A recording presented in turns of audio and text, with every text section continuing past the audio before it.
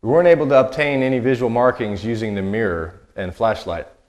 There's some blocking behind the wall that I can't see past with the mirror, so I'm going to utilize my video scope in order to see past the blocking and run it along the wall to the top edge of the drywall. We picked this part in the drywall because it's about halfway up. It's a standard 4-foot sheet that lays on the first run, so if you pick the midpoint up, you're only looking about 1.5 to 2 feet up and 1.5 to 2 feet down.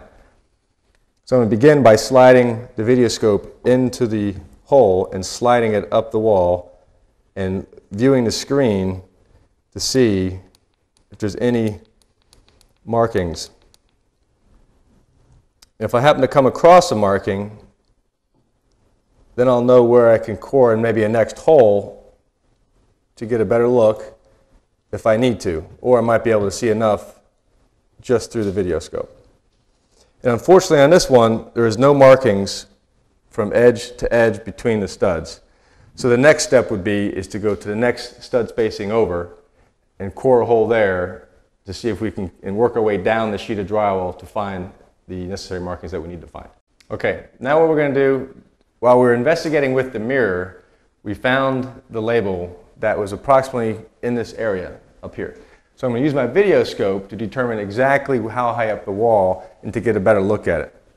So I'm going to slide it in, slide up the wall while monitoring the video, and now I can see it on the video. I can see the beginnings of the word drywall. Now I'm going to mark on the cable here about where it is, pull it back out, mark on here. Now I know the label is right here running this way and probably spanning this section right here. So my next move is to core a hole right here between the next stud spacing so I can get the rest of the label. Okay, we have determined that the label is approximately right through here. So we've kind of laid out the area. So we're going to cut this section out so we can reveal the label and document the markings behind the drywall.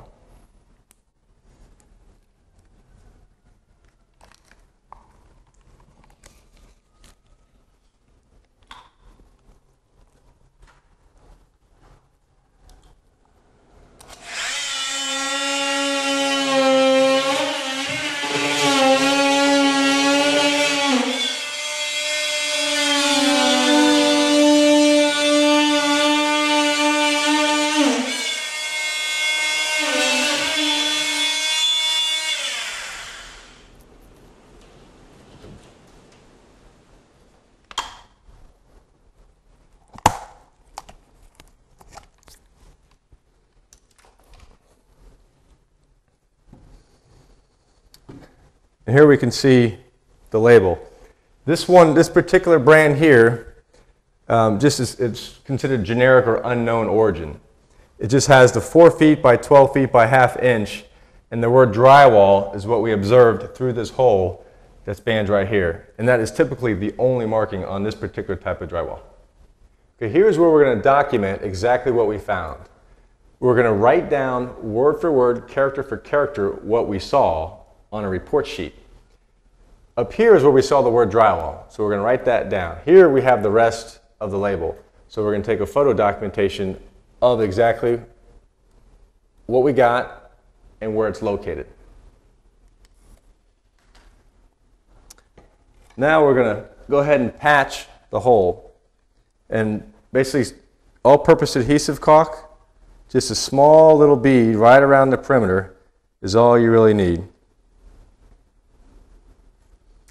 And it just goes right over the hole. It seals it, keeps the gases from coming out of the hole to make any of the problems in the home any worse than they already are. It looks attractive and it's quick and efficient. And then on these we have a roll that I specifically measured out 8 inches to a 10-inch roll. I'm going to custom cut this piece to seal this piece. Here is where we're going to preserve the samples that we pulled out of the drywall. We have a core samples and we have the sample with the label on it. It is very important to mark on the freezer bag, Ziploc bags, all of the client information, address, time, date, location of samples, all that necessary information. Best thing to do is use a Sharpie, write right on the bag, make sure all the information is there. On the larger samples, I used a gallon size, and cut the back side. And you don't have to break both sides, but then you can fold it, and it fits very nicely in the gallon size Ziploc.